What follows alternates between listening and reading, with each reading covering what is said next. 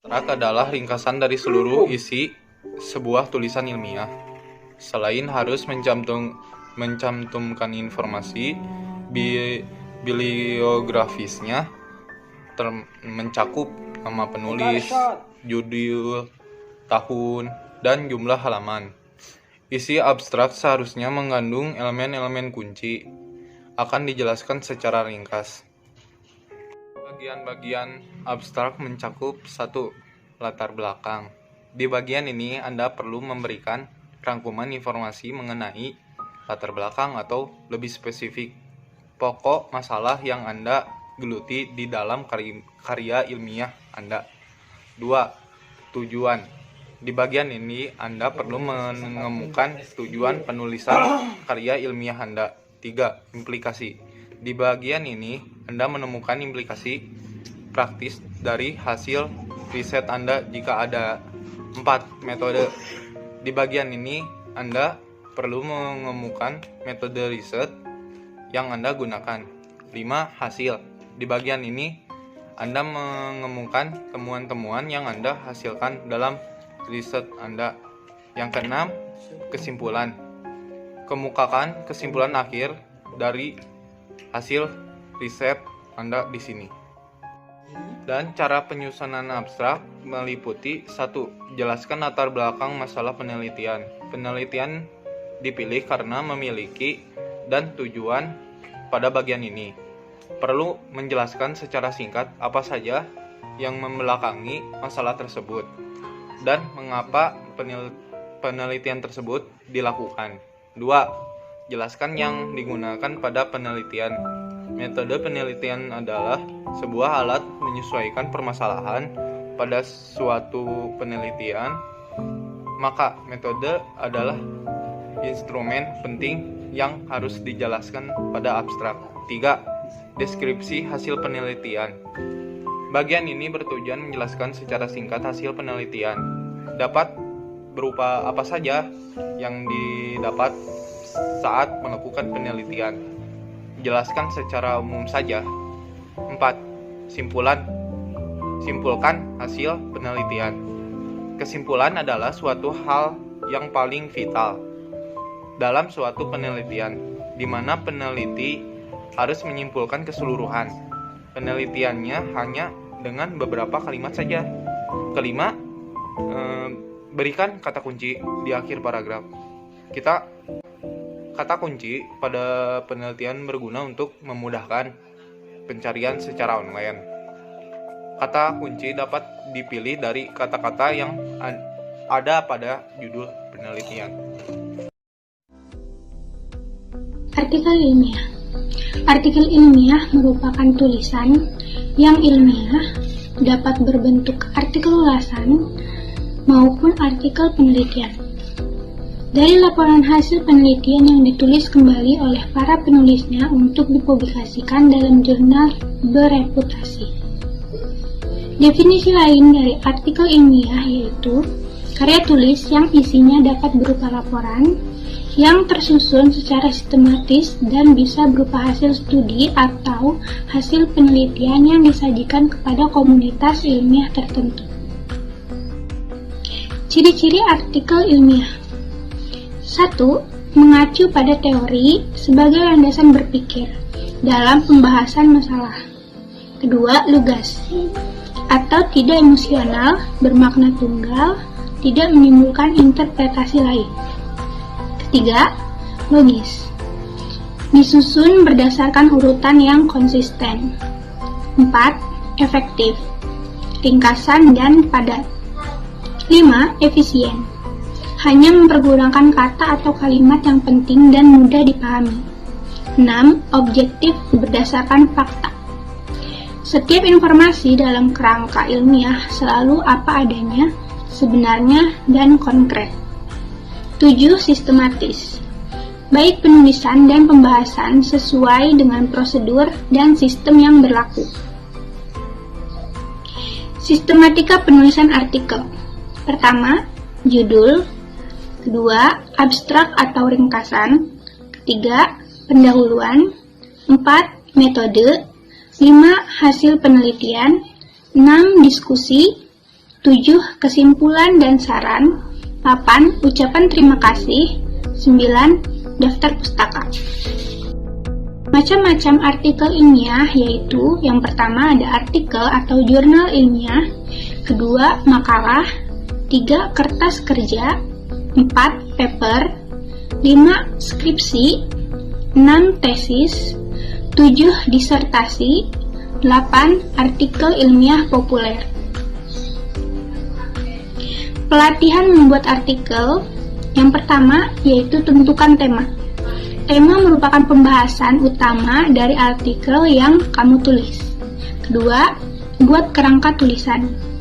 Kerangka tulisan berisi apa saja yang akan kamu tulis secara urut pada sebuah artikel ilmiah.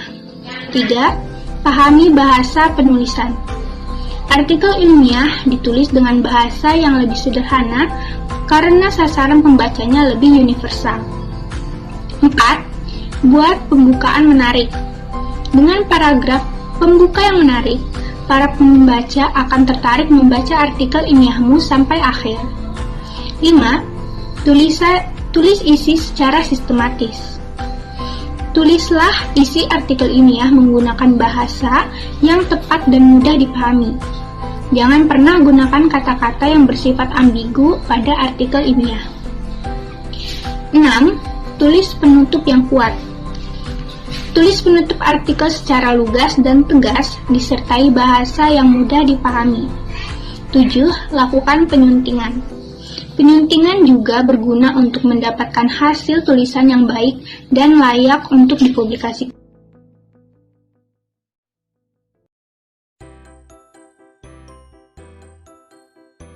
Pengertian jurnal. Jurnal adalah formulir yang digunakan untuk mencatat setiap jenis transaksi yang dilakukan secara sistematis dan rinci.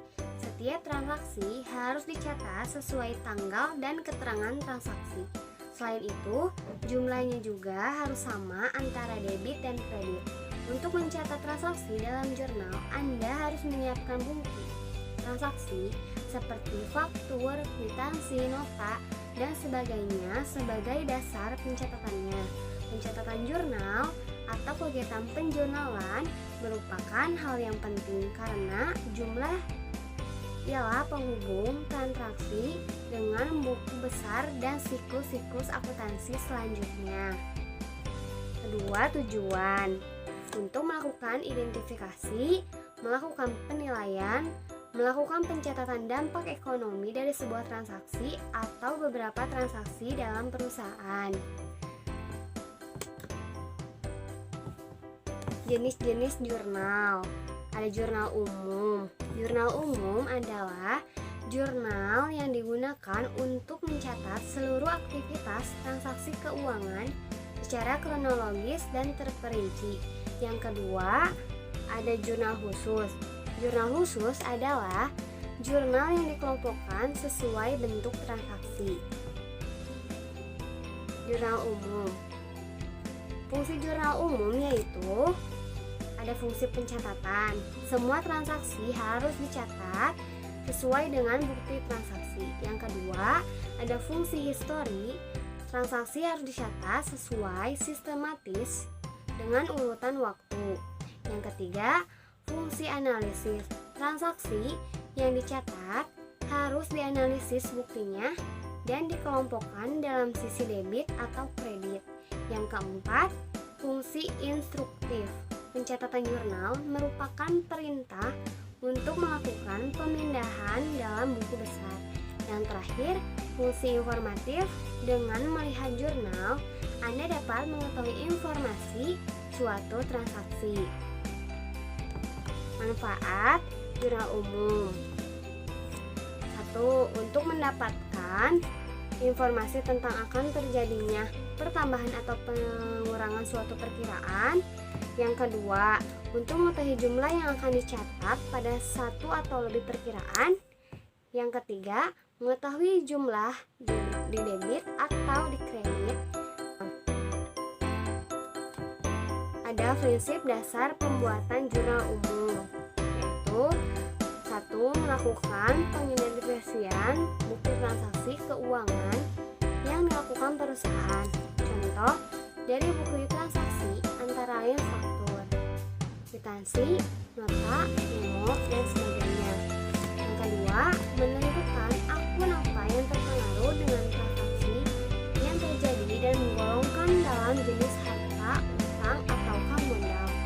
Yang ketiga, menetapkan penambahan atau pengurangan terhadap akun yang terkait dengan transaksi yang dilakukan. Yang keempat, menetapkan untuk mendebit atau mengkredit akun yang terkait dengan transaksi yang terjadi.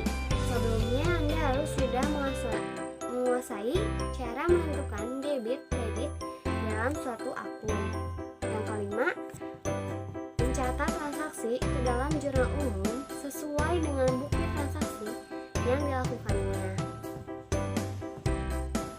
Ini bentuk jurnal umum. Dan ini untuk contoh jurnal umum.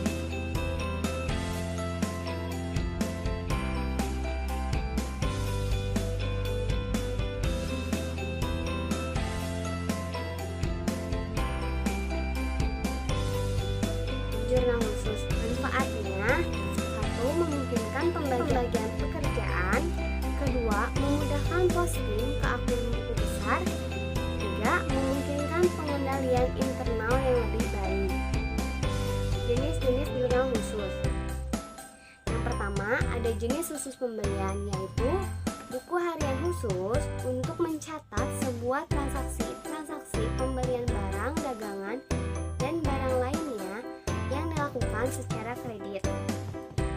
Bentuk jurnal pembelian dan contohnya seperti ini. Ini bentuknya dan ini contoh jurnal pembelian. Yang kedua, ada jurnal khusus penjualan, yaitu buku harian khusus untuk mencatat sebuah transaksi penjualan barang secara kredit. Ini bentuk dan contohnya.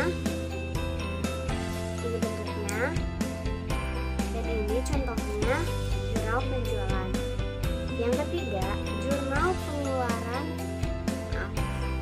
khusus penerimaan kas, yaitu buku harian khusus untuk mencatat semua transaksi penerimaan tunai baik berupa cek ataupun kas. Buku ini sering disebut dengan buku kas masuk.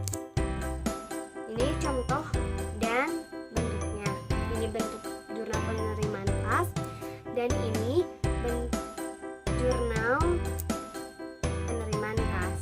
Yang terakhir, ada jurnal pengeluaran kas, yaitu buku harian khusus untuk mencatat semua transaksi pembayaran tunai baik menggunakan cek ataupun kas. Jurnal ini sering disebut dengan buku kas keluar. Contoh bentuk dan contoh jurnalnya seperti ini.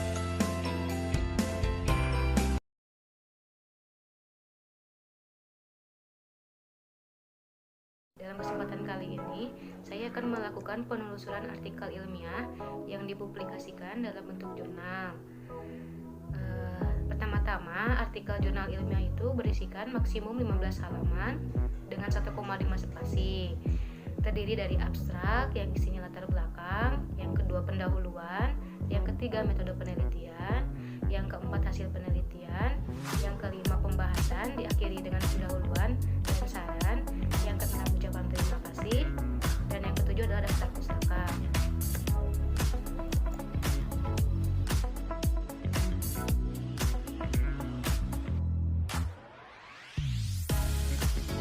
Dalam sebuah artikel ilmiah, artikel itu diketik di kertas A4 dengan jarak ketik 3 cm dari tepi atas, 3 cm dari tepi bawah, 4 cm dari tepi kiri, dan 3 cm dari tepi kanan.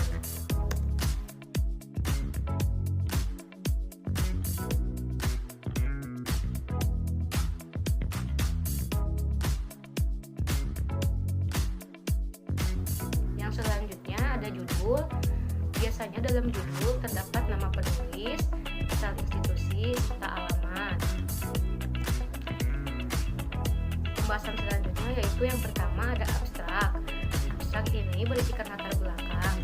Jadi di bagian ini Anda perlu memberikan rangkuman informasi mengenai latar belakang atau lebih spesifik pokok masalah yang Anda sedang geluti dalam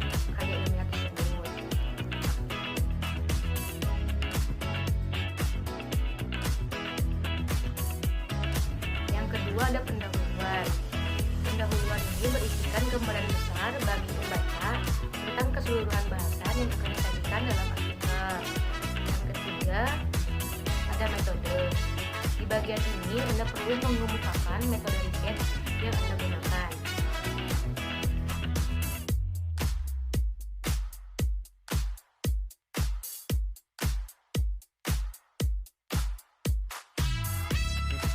Yang keempat itu hasil penelitian.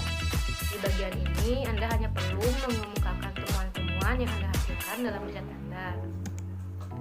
Selanjutnya ada pembahasan. Pembahasan berisikan paparan hasil penelitian yang diakhiri dengan kesimpulan dan saran.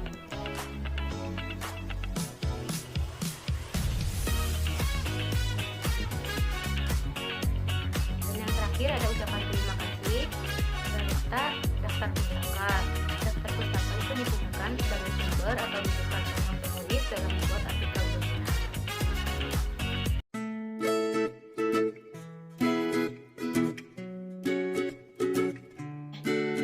Pembuatan manuskrip atau artikel ilmiah biasanya mengacu kepada kriteria dan persyaratan yang ditentukan oleh jurnal yang akan dituju. Setiap jurnal biasanya mencantumkan tata cara penulisan tertentu yang harus diketahui oleh si peneliti.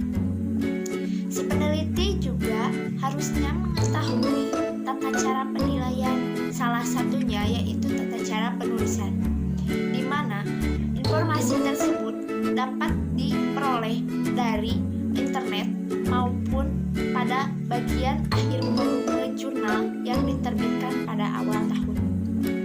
Setelah artikel tersusun dengan baik, artikel tersebut dapat dikirimkan langsung kepada editor melalui internet maupun secara langsung.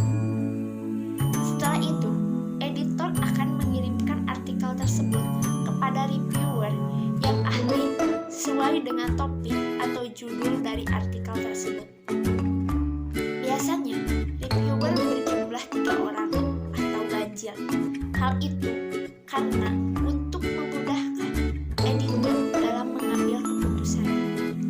Setelah itu, reviewer akan memberikan rekomendasi apakah artikel tersebut dapat dipublikasikan secara minor, major, ataupun tidak dapat dipublikasikan karena tidak sesuai dengan mutu atau memiliki kualitas yang rendah. Kemudian, artikel tersebut akan dikembalikan kepada si peneliti untuk dilakukan revisi-revisi sesuai dengan saran dan komentar yang diberikan oleh reviewer. Setelah melakukan revisi-revisi, maka peneliti akan mengembalikan artikel tersebut kepada editor. Jika artikel tersebut adalah major, maka artikel tersebut akan dikembalikan kepada reviewer untuk mendapatkan approval. Namun, jika artikel tersebut adalah minor, maka editor bisa langsung melanjutkan ke tahap selanjutnya untuk diproses. Setelah mendapatkan approval, maka editor dapat melangsungkan editing sesuai dengan batas halaman dan jumlah kata yang ditentukan oleh jurnal. Setelah itu, akhirnya artikel tersebut dapat dipublikasikan ke dalam jurnal.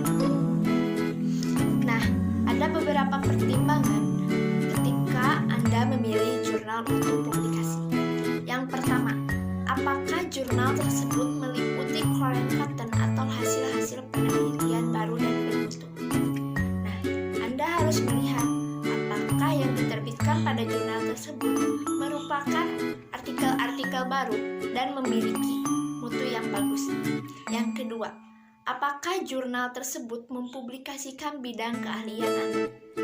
Jadi Anda juga harus melihat apakah yang dipublikasikan itu adalah bidang keahlian Anda. Yang ketiga, apakah yang dipublikasikan di dalam jurnal adalah artikel-artikel terbaik?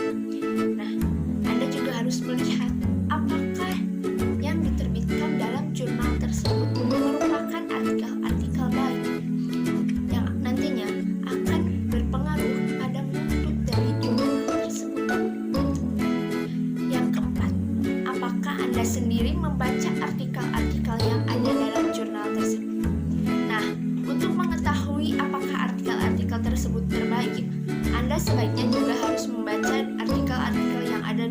jurnal tersebut. Kelima, adakah biaya-biaya yang harus dikeluarkan untuk publikasi pada jurnal tersebut? Nah, Anda juga harus mengetahui apakah ada biaya-biaya yang harus dikeluarkan ketika Anda akan mempublikasikan artikel tersebut di jurnal yang dituju. Yang keenam, apakah jurnal tersebut menawarkan preprints? Nah, jadi juga Anda harus mengetahui apakah jurnal tersebut itu memiliki akses bebas mencetak ulang artikel-artikel yang sudah diterbitkan sebelumnya. Yang ketujuh, apakah ada nama yang familiar pada editorial board? Anda juga harus mengetahui apakah terdapat nama-nama familiar yang terdapat pada editorial board-nya. Yang kedelapan, seberapa jauh impact faktor pada jurnal tersebut?